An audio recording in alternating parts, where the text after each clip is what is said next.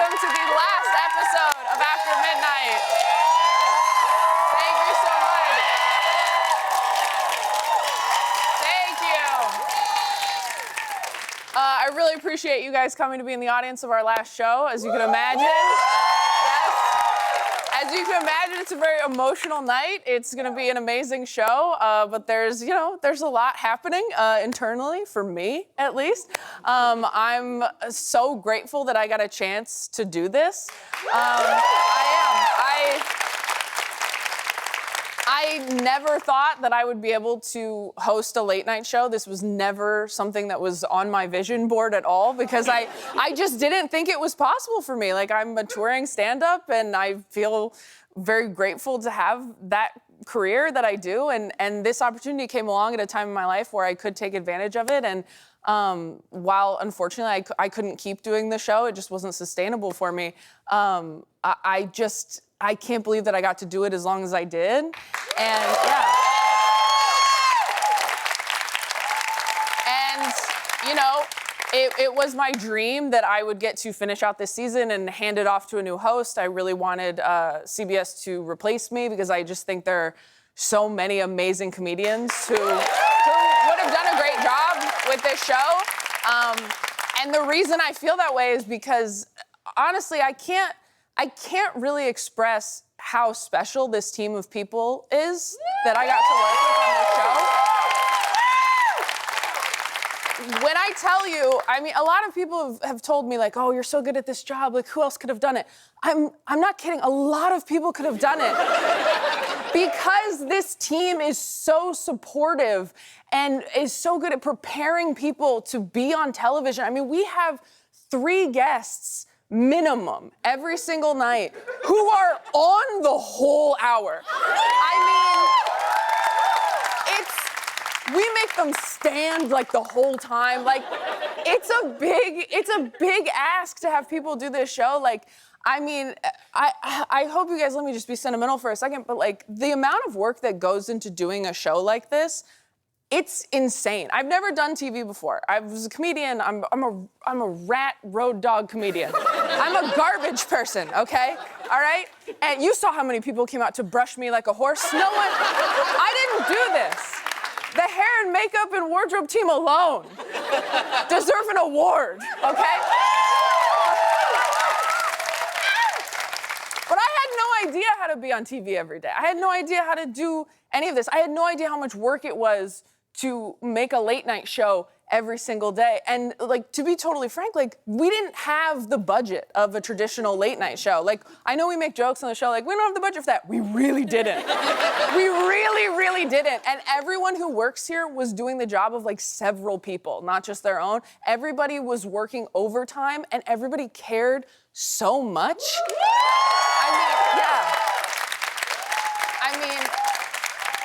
The editors of our show start editing the show while it's still happening. Do you realize that? That's how many editors we have working on this show, so that it comes out that night. We have 2 showrunners, we have a bunch of producers, we have so many people behind the scenes that are making this happen. Our talent bookers, do you know how hard it is to book people? To do a brand new show? No, this is a new show. And yeah. And convincing people to come on a new show where we're like, you have to get here 3 hours early. And you have to make jokes the whole time. It's a lot. This was a lot of jokes our writers had to write. We have an amazing writer's room full of comedians who are incredible performers in their own right. And we're also not only writing jokes for me every day, they were also writing jokes for minimum 3 panelists, if not like a few more walk-ons, and all these games. I thought they'd write like 12 games and we'd just cycle through them. They've written hundreds of games. It's insane how many games they've written. As well as like topical stuff. When we started this show, we weren't doing a monologue. That was something that we added at the end of season 1. And yeah, when we started doing the monologue, it was just my friend Sophie Buttle writing them. And then we added like a few more of our writers from the team, but it was a small team of people. I'm telling you, like we had a small, like we just did so much with they stretched so little to become so much, and I've been so amazed by everyone who works here on the day. I mean, we had to give away the craziest stuff that we made our props department find as prizes as well. I mean, you'll see tonight, they had to find lasagna that looks good on television. Okay?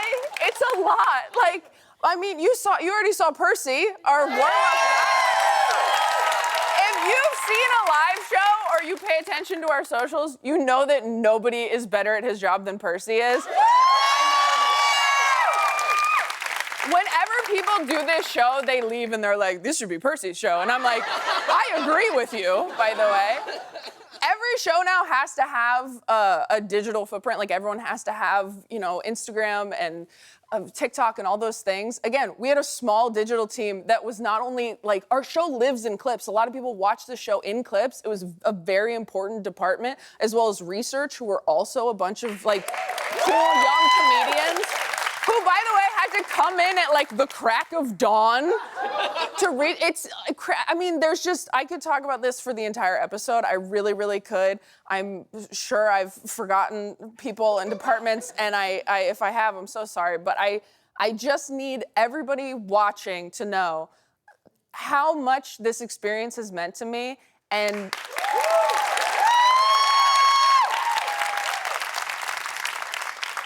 And the reason I took this job was to work with these people who are so good at what they do. And anyone you see on stage tonight, behind the scenes, just know, like, this is the A-team, you guys. Like, there are no weak links here at all. So I just want to say on camera, thank you so much to the staff and crew of After Midnight for having me as your host. Thank you, CBS, for letting me do this for 200 episodes.